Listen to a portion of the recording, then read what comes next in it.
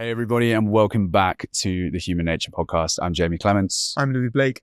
And in today's episode, we are joined by Mr. Jonny Wilkinson. Jonny, thank you for being here, mate. How are you? I'm good. Splendid. Thank you. Yeah. Very cool. Excited. Good. So as we alluded to, we have a first question that we start all of these conversations with, and then we just open it up to see where it goes. And I know from past conversations, or I hope at least, that it will resonate with you. Mm-hmm. To move away from, I suppose, a more contrived, traditional introduction, I want to hand it over to you and ask you a question of, with no reference to your past or your current work, who is Jonny Wilkinson? No idea. And where does that leave you? Full of possibility. Mm-hmm. Mm. I've spoken to someone on this exact space of just, how would you describe yourself without your past? Mm. It's such a powerful space, quite a humbling one. Yeah. Within that, because I know from my own inquiry of that question, it feels at times equal parts liberating, as you said, full of possibility, and confronting. It's sort of, you can go one of two ways of abundance and I am everything, to verging on nihilism and, you know, where do I go from here? A bit of hopelessness. There's a quote that I always come back to of, wisdom tells me I'm nothing, love tells me I'm everything, and between those two, my life flows. So, in practice, what does that facilitate for you, that openness to those poles? Authenticity, meaning, purpose, and truth and value. I think my relationship, I probably lean towards this understanding because I've lived the other one very intensely. I've lived the controlling aspect. I was a manufacturer, manifester. Mm-hmm. I was make it happen, control all the controllables, strive, force. And I used that as my power to try and bring about what I felt was my goal, my desire, my life mission. And I suffered for it desperately, to the extent that I fell into that as a modus operandi and as an identity, so that I ended up missing everything because I just got sort of tied into that. There's always something else to control. There's always a variable. There's always something. And I broke down. A lot of my relationships broke down. World changed shape. And as a massive kind of healing journey and rebalancing path, I've had to find the other energy, the one that comes back and sort of explores and manifests through the effortless. Trust. Like, Jesus, that's a big one. And that's left me in a space now of when you say, what does that openness do for me? Through trusting and curiously exploring, I'm excited to see what comes through me, what comes out of me, in polar opposite to this idea of research, plan, prepare, essentially control and regurgitate. Yeah. And probably there's a space in the middle where it fits beautifully, but that I'll find as I come back, you know, and so I'm really enjoying that healing journey. But there's parts of me now that's starting to realize that I'm reintegrating some of that structure, which is important. Was there a particular moment that acted as a catalyst for this? Was there a space that was created to sit with this a little bit more for you? Yeah, definitely. Lots and lots of moments, what I would have called crises moments. So moments where, as a young kid, I knew passion, excitement. I had a gift for when I had a ball in my hands. I was like, this makes sense. I felt like I was at home when I had a ball in my hand. Life just changed. But I also had this sense of doom and fear, massive anxiety, panic attacks. And I did my best to kind of expand and enhance the passion side and follow it, but also navigate, control that and cope with that other side. And what I kept finding was that the more I wanted to go down the passion, the more that it brought up the fear. You know, it's bizarre. You have this passion for a ball sport. You want to find out what you're capable of. So you want to be the best. But of course, then every game becomes judgment day. I was a perfectionist to try and clear off this sense of doom and fear. So everything I'm trying to do is perfect. It's just probably in some ways quite an honorable effort, honorable kind of endeavor. But inevitably you're going to meet gray situations when you're trying to find black and white. And because the cost of those was all this doom and this underlying, whatever it was, terror, those crises moments when I was black and white trying to make sense of the gray and I couldn't, start to bubble up. Those were my crisis moments.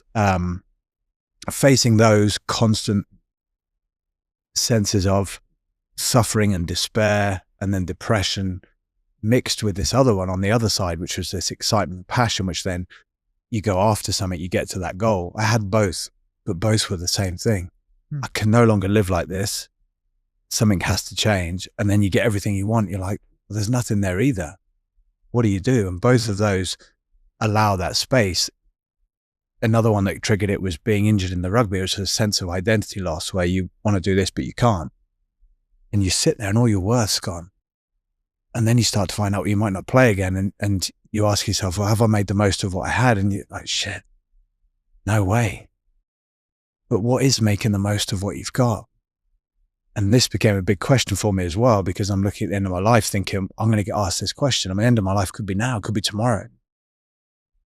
And I'm trying to make the most of everything. I'm trying to find out what I'm capable of, but none of what I'm doing is answering those questions.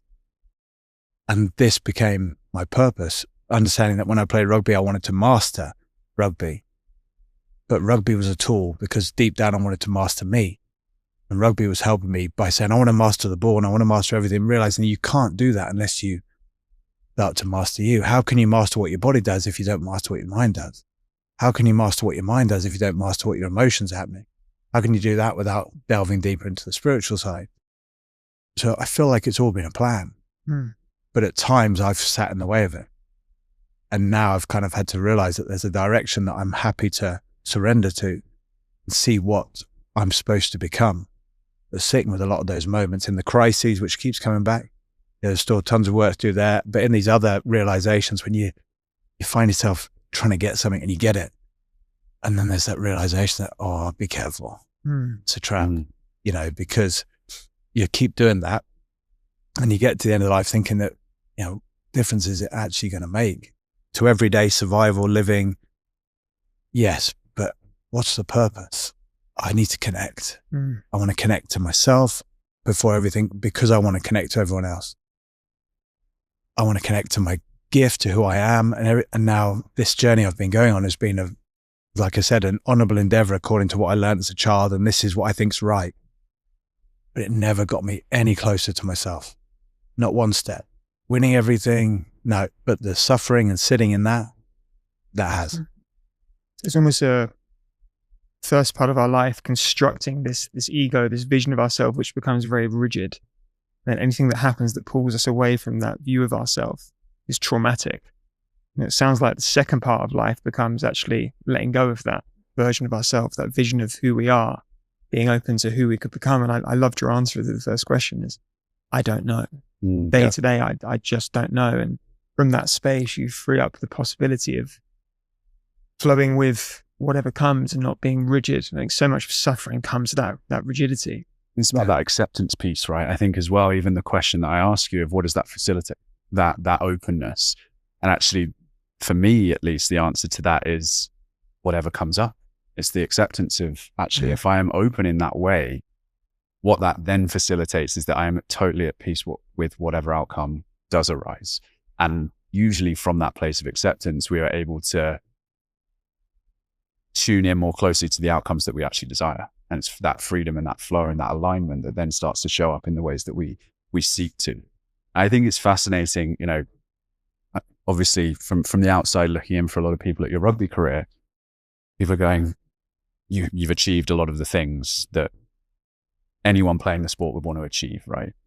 And it carries, for me at least, a huge amount of weight for you to then say, but it still didn't scratch the itch. It still didn't hit the spot. And yet there'll be people, me, Louis, anybody listening to this, where we all fall back into that pattern of thinking, yeah, but this time when I get this thing, then I'll feel better. Then I'll finally have ticked the box or scratched the itch. And it seems to be this sort of necessary fruitless endeavor of the ego or of that finite mind where we go, when I get that thing, things will be better. But I think just to hear it from you as well, from that place of actually, I hit the pinnacle of what most people would hope to achieve in a certain area and it still didn't do it. I'd hope, at least without kind of putting fear into people, it's a bit of a wake up call to go, where can I still strive and create and achieve and want to bring things to life in the world whilst not placing value, fulfillment, purpose, happiness on those things? So how do you relate to, obviously starting new business, bringing things into the world still? How do you relate to that creation process and that almost, I guess, achievement process as well of bringing stuff to life? Yeah, it's a good one. And it's what I'm after. My vision will become an outcome. Yeah, I'm lining a ball up. I see the post. I know I want the ball to go through. I need to desire that outcome hugely. So that kind of desire is not in any way am I saying it's not a bad thing. It's a beautiful, it's a powerful thing. It's what gets us to do what needs to be done. The two things that I think are really, really important in that, for me at least. First one is that I remain open enough to understand on a deep level that doesn't become, I'm so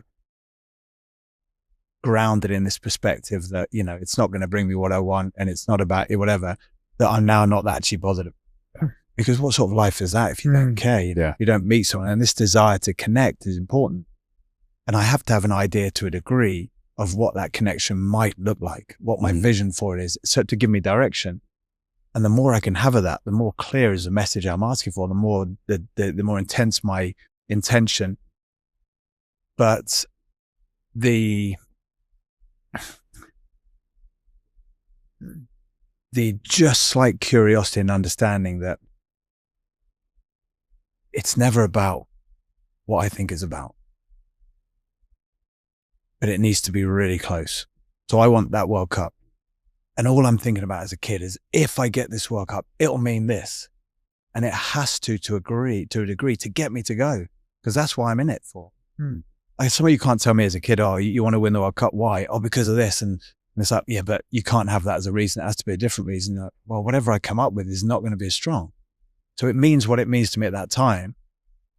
And you've got to let that really go. But there's this understanding that it's never about what you think it's about. And I love that. You go into a thing of thinking, what's this podcast in my head? I might be like, we'll do this. And you're like, that, and it may lead to that, but there's always something deeper going on, something bigger. The World Cup leads you to realize that, that it's not all that.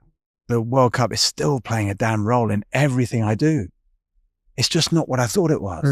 As a kid, you think it's people are going to keep slapping you on the back, but I'm realizing the World Cup is a tool for unlocking more of who I am. Nowhere near the way that I thought it was going to be. Neither is anything else I'm after, but what else can I do but go after what I want for the reason I feel it and let the rest unfold. The other part I think that's important that is realizing that it's a constant collaboration with something bigger. And my intentions are being heard.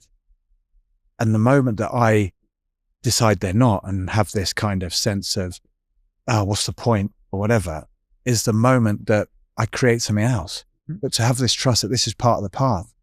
You said bringing a business into play. You think in your head, just like with the rugby, we'll win this game, then we'll beat these guys, then we'll beat these guys, then we'll beat these guys, and then we'll win the championship. It'll be great. You lose your first game. And you go, and you've got that option to go, oh, well, it wasn't for me anyway. And who was I kidding trying to do this? Or you say, okay, accept, regather, use it to regather energy that's lost, reactive energy that's going elsewhere, regather it, send it even more refined towards what it is you want. And that's the process of what you call wisdom and training and practice and experience. But there's also part of that experience which is saying to open up during that process. So how do you open up yet become more refined about what you want? It operates on two different dimensions. And to have the awareness that there's a deeper dimension beyond beyond the physical, where, you know, there's something far greater going on. But to live in the physical as well and say, damn, I'm going for it. That does all the work in itself, because with that awareness of the bigger way we all connect, you can't be destructive. It just doesn't work. It hurts too much. In a relationship, when I'm out there training and I start to feel that my body's hurting and I push now, I can't do it. Not because I don't want it enough, but because I understand things too deeply. The power of the whole, health, the ease, the effortlessness, the grace, all of this has a place. Whereas when I was young and it was all physical, it's just like I don't go toss. I do more and more and more and it'll give me more. When you have that sense of something bigger, it looks after all the balance. I never had that. And now you have the opening. It feels like you can go after what you want and trust that grounding will look after, because that grounding it's love, it's connection, it's deep respect, it's this sense of total equality between us, understanding there is no higher, lower, you're not worth as much, because all of that's gone. And now when you have a vision, it can be personal, but it just feels like it works on so many more levels. You find you're just connecting with people, and people are sort of just almost kind of enjoying your journey rather than suffering your journey, which is what my path was like to begin with. I'm getting what I want. The more I get what I want, the more people are missing out and feeling terrible. And then I become this person that knows everything, so I'll treat you like this. And as now you kind of feel like, Jesus, it can be a win-win.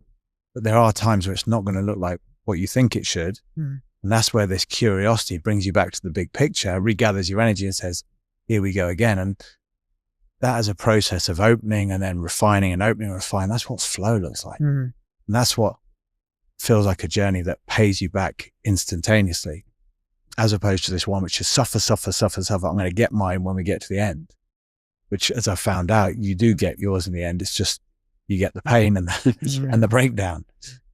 The symbiotic nature of things, the interconnectedness of everything. I think a lot of that suffering takes place when we maybe have a vision of what we want, but then we attach an expectation of how that should come about. And the minute the universe, energy, whatever, doesn't respond to our way of how it should occur, we get disillusioned, disappointed. But it's a far greater power that we see like that 1%, one dimension, as opposed to the whole, and the way that it can bring things into integration. We have no idea. They're almost like the arrogance to think that we know better than this whole collective that's going on at the same time. I think if I can say, there is such power in your intention, in my intention. Such power. Quickly interrupting this episode to tell you about Whoop, the wearable that tracks your recovery, sleep, and training so that you can optimize your performance. Whoop takes away the need for guessing, gives you real-time insights so you know exactly when to push and when to rest. I've been wearing Whoop on and off for the last 6 years now, and it really is the best of the best. Click the link in the show notes below to find out if Whoop's a good fit for you and where you're at on your journey. And let's get back to the episode. And expectation, if it comes before or is given too much sort of superior power over intention, or you get identified, like you said, with your creation as opposed to identifying with the creator, you kind of end up blocking your own path. And it all becomes, as you said, force. Then it turns into force, and it's such a small part of us. When we just say we're going to force, it's mind, physical body, that's it. But when you bring in the heart and the openness, imagine a journey where you have much greater control or access to your energy. You can, every time you face that suffering, It points to where you're closed. You can work there to open. When you open, you harness more of your energy. When you become in that space, you become more able to put it where you want it. That's your job. Every time you start to control, you feel the suffering, you open up there.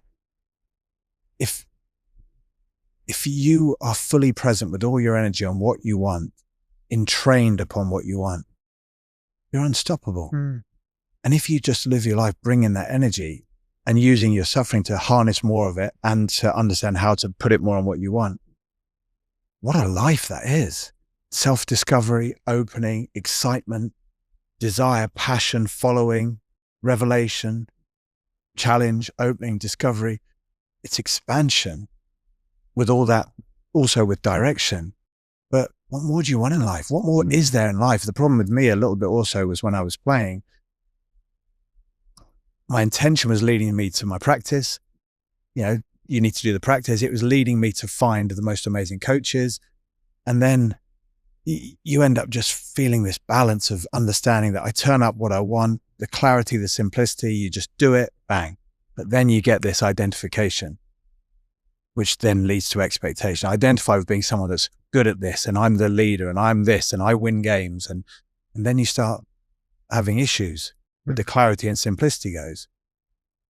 And then you start to think, when I kick a ball from 50 meters out or from the corner, I kick it and it's me that makes the ball go through the post. And it's suddenly overwhelming. You do a great podcast interview with someone and you sit there and go, geez, we're awesome. We made that happen. Next time you're like, oh, we've got to make it happen again. You're like, where's this come from? Because you take credit for all this amazing stuff that unfolds. Whereas actually if you just take credit for your intention, that's what does it all. And then it's so simple. But when you take credit for stuff that unfolds, which is not ours to take credit for, yes, that's the collaboration. When you take credit for that, suddenly like, but the world's on my shoulders. It's like, yeah, it's because you're trying to be the universe. That's why it feels so heavy. You're more of actually a passenger than a driver. With your intention. With your intention. Yeah. And that's what you're bringing every moment. Your energy, talking about waking up in the morning. Before you start, it's like, have I got my intention in place? Am I in control of it?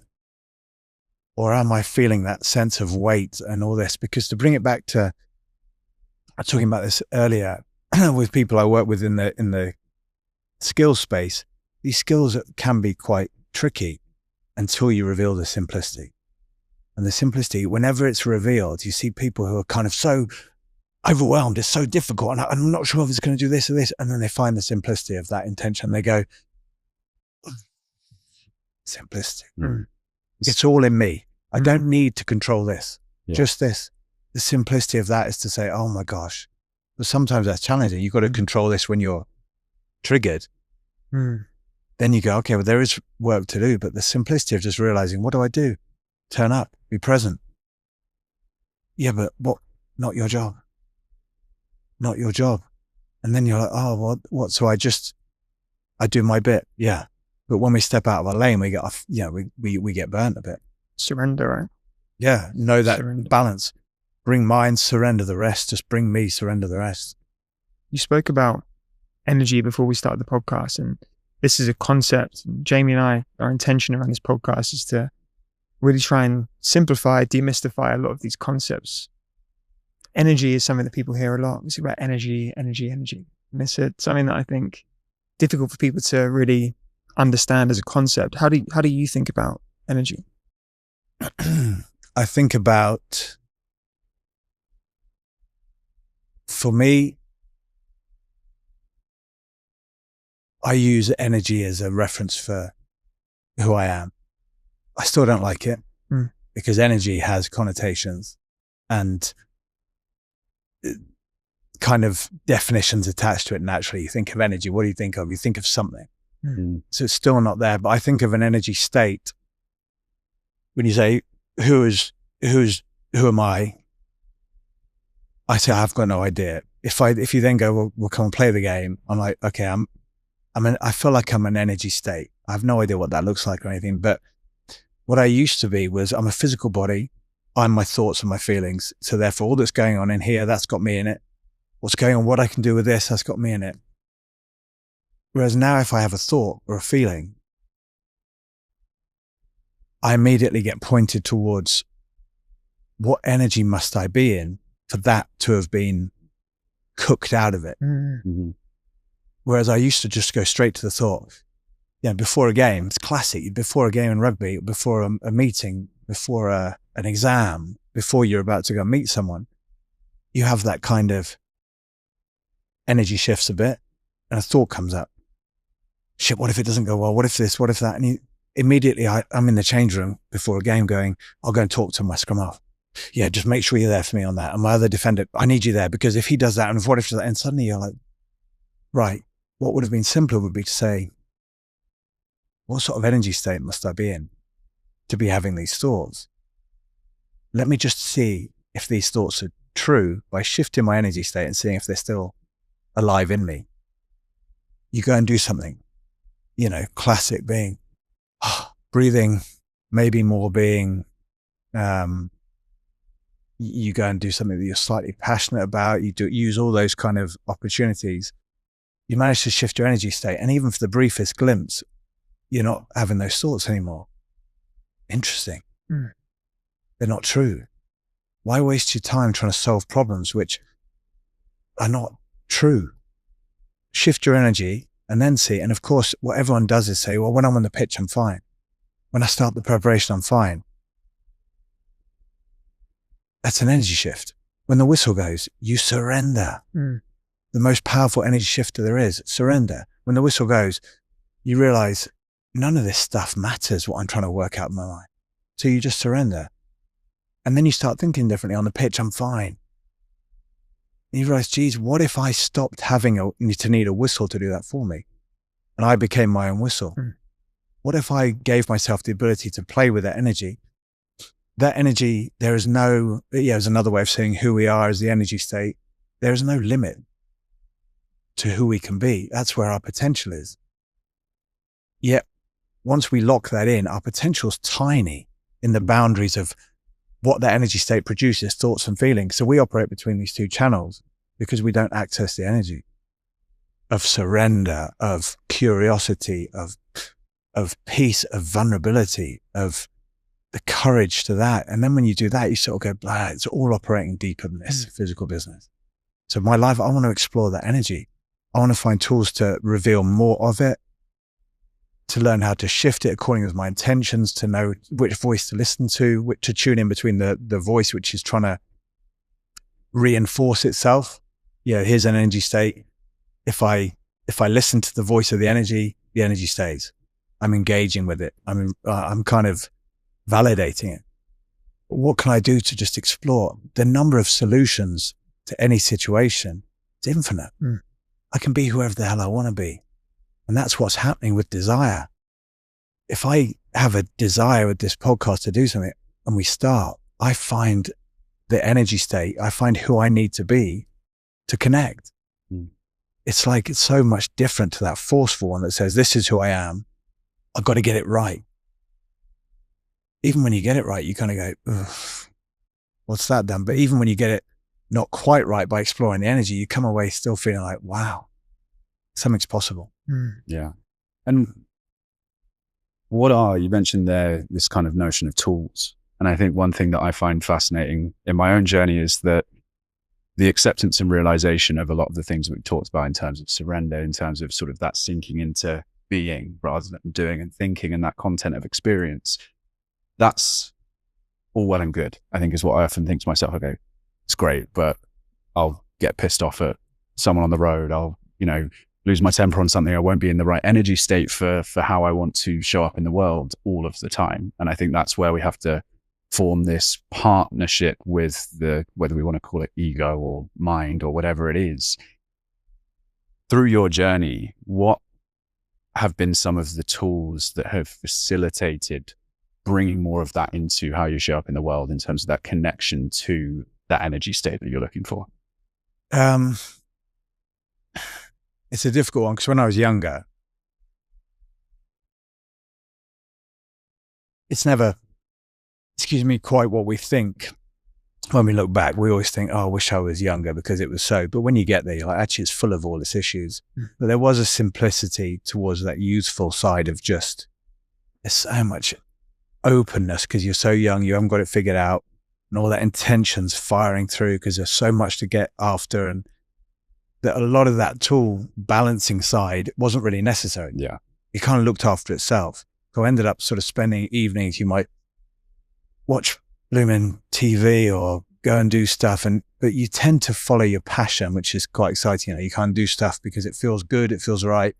You learn those lessons, what doesn't feel so good, so you don't do that again, you do more other stuff.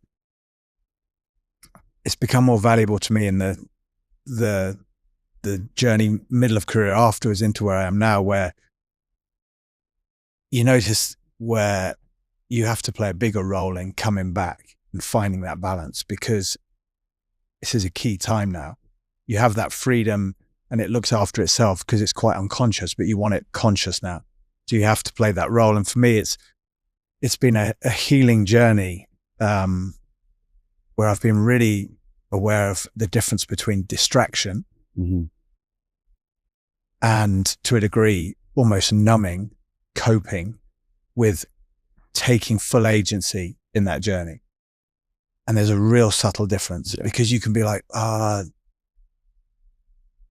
if I'm stressed and I'm a bit, in a sense of, I don't know, vulnerable, anxious, I can feel those things. Like day before a game, night before a game when I was young, you'd be like, right, okay, I feel like this. What am I going to do? I'm going to get a film ready on the TV. This side of me, I'll have my sweets. This side of me, I'll have my drink, be the comfiest seat. And you're like, this is great prep. But it's just a reaction to the nerves and pressure. I need to reward myself because I'm suffering.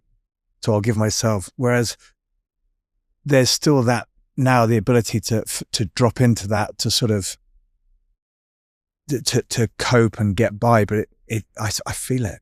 I just feel like I'm not involved. I'm not taking conscious, I don't know, charge of where I want to go. And the difference between doing that or gossiping with someone about, something else, or, getting lost in podcasts about the divisive side of opinions and all this, and versus the energy shift stuff is what you're talking about. Going to a forest, walking, it seems so trite to say, it's so contrived and a bit corny, but oh my gosh, like that. You just feel that. I'm at home. I tell you the thing I get at the moment, I go to bed, I might read before bed. I quite like reading books. Some of them, not many in the spiritual side. I used to be a lot in that, but now I quite like a novel. And I like that just for a bit. But gosh, I almost use the word bliss to myself there. I don't use that often because I want to keep that safe for when it really when it happens. Because people throw that around. Like, oh, bliss. You're like, oh, just a lot of fun is what you're thinking, or exciting. Yeah. But I'm almost on the verge of using that now for when I put the book down and I have a space before I fall asleep where I lie and I stop and I feel my body and I close and I become aware of my inner world. And it used to be something that I'm like, I should do this every night. Got to start taking, a bit more interest and involvement in what's happening inside of me.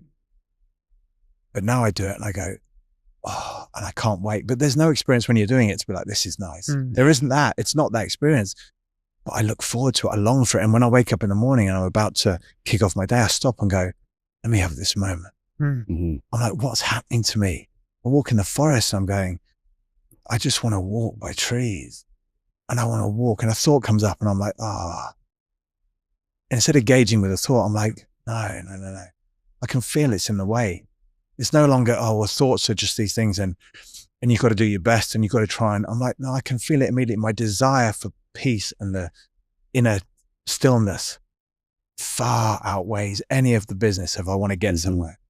So going in the forest, it reminds me of that. Being around people where you're comfortable, you have open conversations. I can't stomach these conversations anymore where you can feel it's my image and your image and they're playing off. You're like, what's the point? To sit there and go, let's talk, let's get into something. And if there's nothing to get into, you just be in silence near them. And then there will be something to get into. I long for that space. And it's the energy shift for me. And it might be, get one of those rebounder nets and a funny shaped ball. Just throw it against it and watch the ball go over here and catch. I do it now for an hour and I'm fascinated watching the ball and I'm in this focus of concentration. And I'm just walking away being like, that would shift my energy. If I was in the change room now before a game and I was like, I can feel I've topped over, I've gone into control mode to survival mode. I was on the brink of, oh my gosh, I'm there and I've gone over. How do I come back? Breathe, send me out the back door, create my own little forest in the back. Yeah. I can walk in there, do some breathing, do that, sit with my feelings, whatever it is. Put a rebounder in there with a couple of guys and be like, hey, let's just have a quick game. And you're just like, hey, and whilst you're playing, if you could imagine saying, hey, how's this game going to go? You'd be like, I'll be fine. Don't worry about it. Yeah. That's the mindset you're in. When you're walking through the forest, someone says, what if you had to play a game now in front of 8,000? You just be like, yeah, it'd be fine. Why? Because I can feel how powerful I am just through being here. Instead of ignore that, it's all down to how much work I've done. It's all down to whether I've lived my life right and I deserve to win.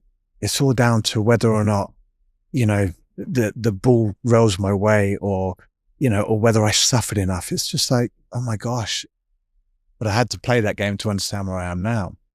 The journey, right? Yeah. And who knows where it goes next. Coming to that present moment awareness, I think, especially for men, because the masculine energy is to seek to control. We're so often so in our head. To your point of coming back into the body is such an alien sensation that we very rarely do it. We did some breaths before the podcast with Jamie, and I always love that feeling of like, oh, actually relax the shoulders, relax the jaw, feel into what I'm feeling. Spend so much time up here that in doing that, there is a peace that comes with it. And I think we lean into that a lot when we play, as you said. As kids, we play games without any expectation of future or reference to past. We are just there playing a game. And the older we get, those games, that playfulness becomes less and less. Jay just mentioned to me earlier, went to play guitar last night and it was the same feeling, right? And in that feeling of playing guitar, I'm sure you're in the body. You're not thinking about next week's work task or whatever you've got going on. I find it such an interesting one because to your point around that feeling of bliss or perceived bliss, in the tools and the practices and the experiences, certainly that I have, and I'm sure a lot of other people, the walk in the forest or the breath work or the meditation, the number of times I catch myself in meditation thinking about, I must do this tomorrow, or who can I tell about this? Yeah, who can I tell about this? Should I film this for B-roll for my social media content? I go, you fucking mug. Like, ego shifts. The mind is just there, and it's just, I laugh when I see that, right? Because there's nothing else to do but that. But it's fascinating, and I think in part it is. Again, I find myself coming back to not a criticism per se of the wellness industry, but certainly a critique of it, of going, there's so much information. We're making it so complicated for ourselves. It's obviously a big driver behind what we're doing here. And I don't want us to be adding to this noise of like, do this, do that. That's what Jonny does. This is what Louis does. That's what I do. This is what you should do. It's actually encouraging the action-led piece of, what are you going to do for yourself that will take you to that place so that while you're in it, you're not thinking about it? Last night was 3 hours of I played in a band when I was a teenager and got back together with some of the guys. And for the first time, my guitar I didn't even realize electric guitars could run out of battery, but it run out of battery because it's been 13 years since I played it. But I was back in straight away. I was completely there. And the lightness that you feel as a result of that, the energy state that you find yourself in as a result of that is so powerful. And then the mind comes back in. And I think it's just fostering that relationship with that where you're doing, it's almost reverse engineering it, like knowing what the things are that take you there. And I think we've talked about flow state before, of this idea that we're thinking about how to get into flow state. And that is not how you get into flow state. If you're analyzing the things that you're doing and thinking about being in flow, you are the furthest point away from flow you could possibly be in. And so it's got to be action led, I think, at the end of the day to facilitate that state. I think courageous is often the bit that gets you closer to the door of being the courageous stuff. And it comes in funny forms. I can be doing the washing up and sit down. Suddenly something just goes, whoa. I see a clarity in the way of seeing life. And you're right. You want to bank it because you're like, oh, you start picturing like that coming out on a podcast and the people at home getting up off their seat and just going, and you're like, what the, but the ability to live it, love it, and let it go comes up, bang, back to the washing out, to the lack of attachment. And if it's needed in one of those moments you want to tell someone about it, then it'll come up when you're with them. Yeah. And you'll know the difference between, I've been thinking about it ever since because I want to tell you this because I want you to look at me in that way, versus start fresh and trust that it's all in there. But the idea you mentioned about the guitar, whatever, I have that same expression through music as well. I sort of did the guitar and went onto the piano a bit, and I've done enough to just allow me to express myself. And I can feel this when I'm playing with the ball. I play basketball a lot. And the same with rugby. You hold the ball and you want to feel it. You want to know it. You want a relationship with it. You want to communicate with it. And yet you see people holding it like this, so tight. And you're like, well, you can't even tell me how much it weighs, let alone the subtleties of it. How does it feel? You're like, you can't feel a thing because you're holding too tight. And so how do we get to know the ball? You got, like you said, relax. And then I looked at myself when I was playing basketball, and you kind of, you shoot a ball and you can sense there's this tension around your face. And when the ball's in the air, the tension's there. It's expectation. And it's like, is it going in? How's it comparing to what it should have been? And what happens is you have this communication of, this is what I want, and I'm channeling it. But then midway through it, you send out a different message. This is going to be awesome. What does that say? It's probably going to be terrible. But then you wonder why you get a confused feedback of the ball going slightly over here. Why when it works up? Well, you're not consistent in your message. So in those moments of when it really matters, because when you walk up to the ball, when you're kicking in rugby, you can walk super cool. It's going to be awesome. But when you swing the leg back, oh gosh, that's what's happening inside. And as a result, you never take control. You never get full control of the kick because you're not even there for the kick. You're there for the walk in. You're there afterwards probably going, oh, okay. But you're not there for the middle bit.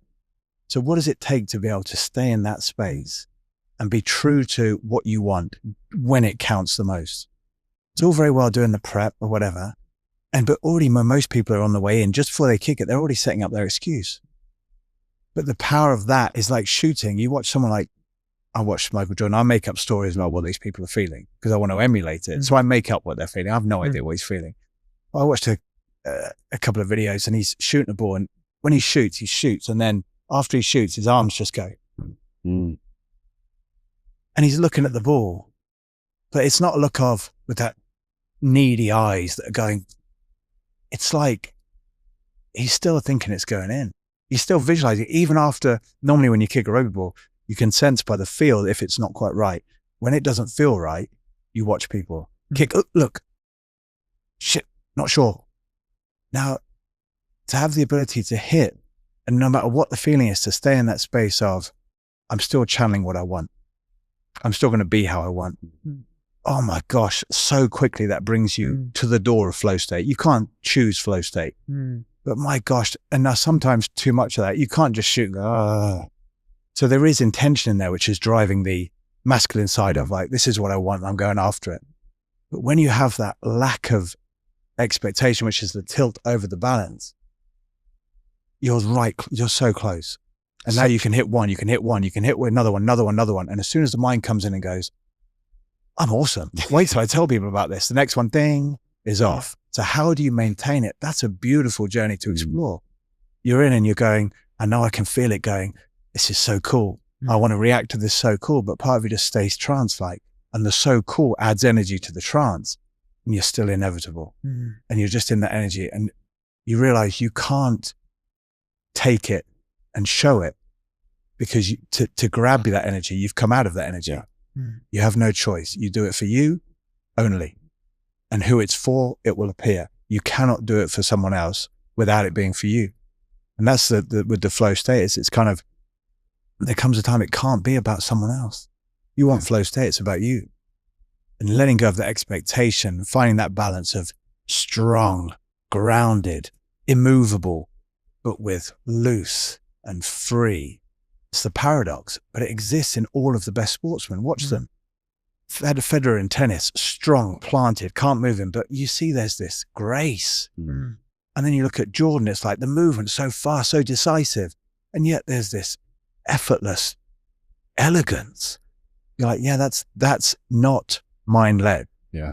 It's something I'm sitting with a lot at the moment, which is the word that keeps coming up is merging, and this kind of merging between, it might be you and ball, or it might be you and activity, it might be you and guitar, but it also could be you and person that you're having a conversation with. And I think that's how I've come to understand that felt sense of what that thing is, that feeling, that sense of connection to the deep now, of flow state, if we want to call it that, of deep presence, of simply being, whatever we want to call it.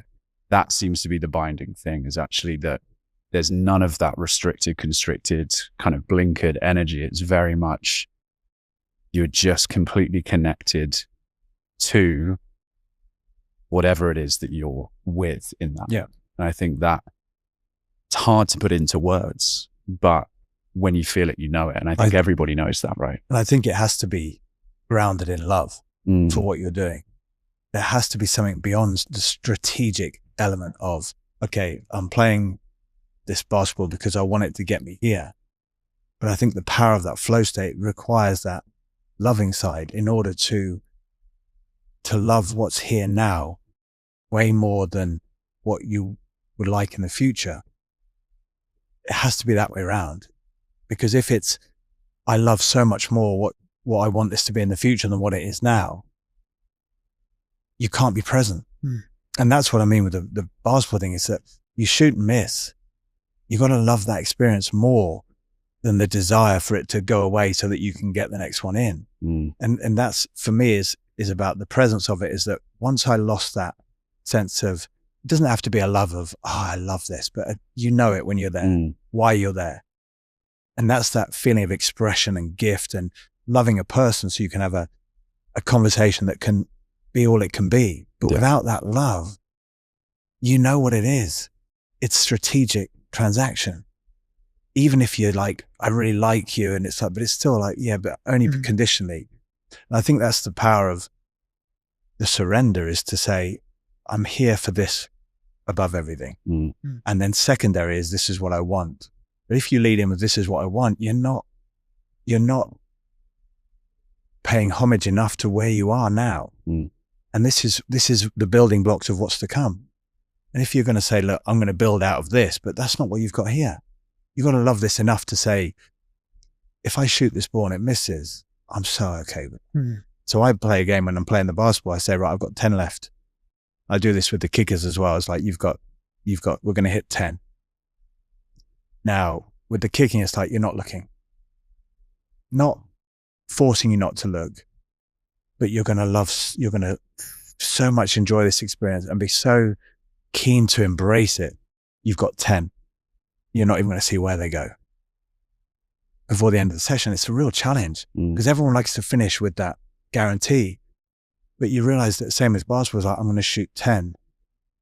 You go, well, what other choices have I got? But for them to be absolutely full. What does full mean?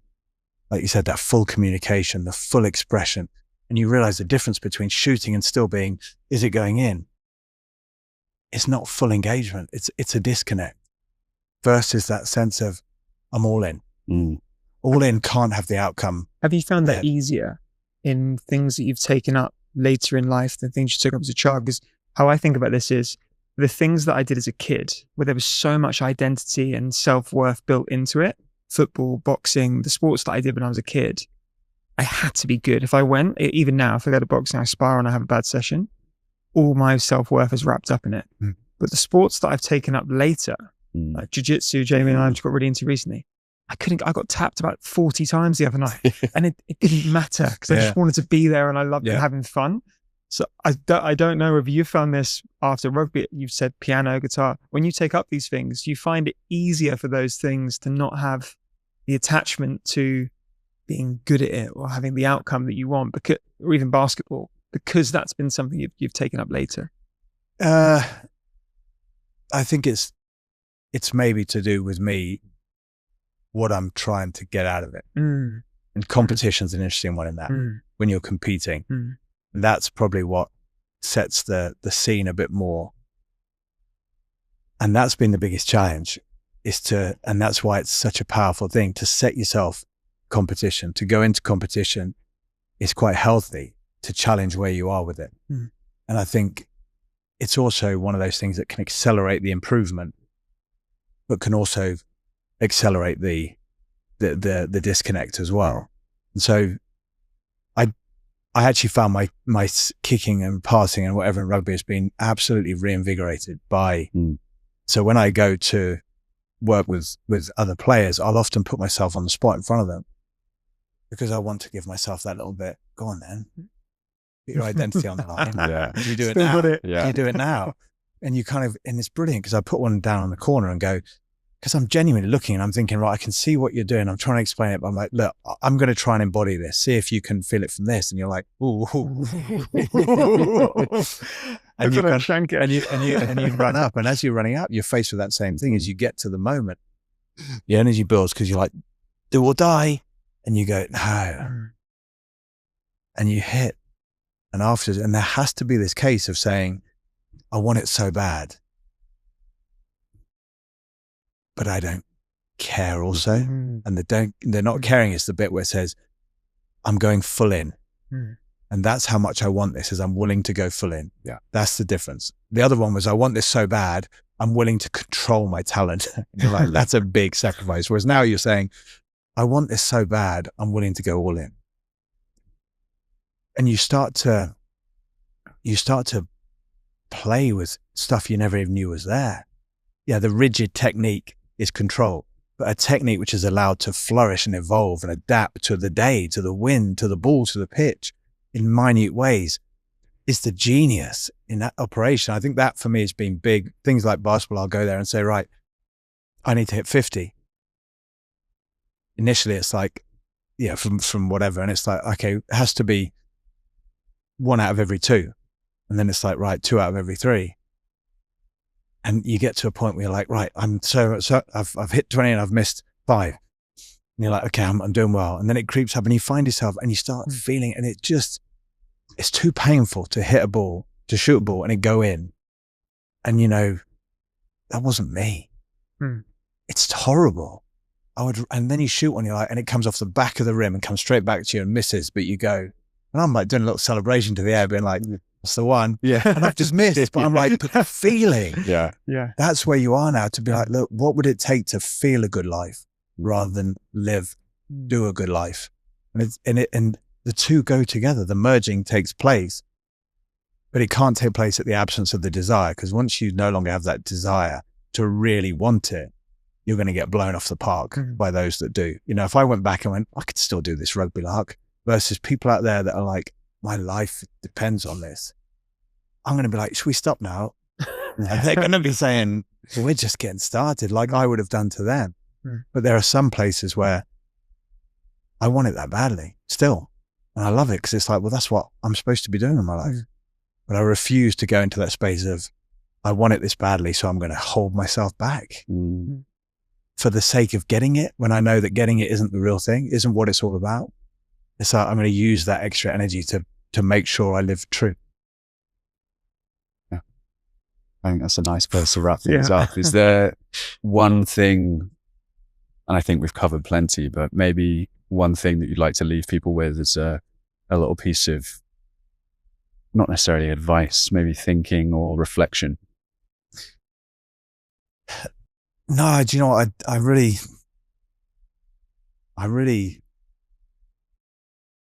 feel challenged with whenever I try and step outside of myself to speak on behalf of anyone or offer anything which doesn't just come naturally through an interaction. But one thing I think that's rung true for me for a while and seems to be still sitting there is that for everyone facing challenges and crises moments and difficult periods of life and going through whatever, when people step into that vulnerability and do the best they can, everyone's doing the best they can. When people step into that and start to shift from darkness to light, or start to light up their own dark or whatever, or start to find their own, whatever it is through that courageous journey, I think it's so powerful because it's been stigmatized as to be the bit that happens to the side because you can't handle it. Whereas now we're starting to realize that it's us that are stepping to the side, because we're kind of like, yeah, it's all right. That's where the real game is for people. And they're the ones that are going to transform their energy, not just for themselves, but as they do it for all of us. And I think it's just a powerful space to be in. It's the thing that's always sat with me as being understanding that the real transformation opportunity in life is where people are facing that, because there's a calling to transform something that's contracted and dark into spacious and light where there's more possibility. That's the game that's taking place on the field. We need to get around those people the same way that when I was on the field, the physios would run on and go, yeah, are you okay? And the meetings would be about, what do you need? And that's the power of someone going through that. And one of those things, I think it's the most awesome thing, is to have that reverence of it, to be able to sit back and be there for them. And in order to be there for someone and not be there to help them or to do something for them, but to simply be there, requires people to start trying to understand what it means to just be. And when people try and or start to look at how to just be so they can do that in support of others, you are therefore on your journey, because to find out how to just be will bring you into contact with where you're contracted, where you're hurried, where you're hyperactive, where you're needy, where you're wanting, where you're conflicted, where you're reactive. And then you get this beautiful space of people going through it and people realizing, shit, I'm joining you on the journey, rather than let me help you from where I am, which is not always a place you want to take people. I don't want to lift a ladder up to where I am, because I think it might actually be a ladder down from where people are. You're like, well, just leave them to sort of work it out and support and be. It feels like such a powerful space. We did it in sport. You know, we do it naturally in sport. We gather around each other when we've all got the same goal, but we realize we've all got the same goal here. When people are going through that, they're going through it for themselves, but for us. And if we can find our path to doing that and go through that for ourselves, we can, who knows what's possible. Absolutely. Well, thank you so much for joining us. Been fascinating chat, as I knew it would be. So I hope people enjoyed it. Thank you so much for tuning in, everybody. Get my words out, and we'll see you next time.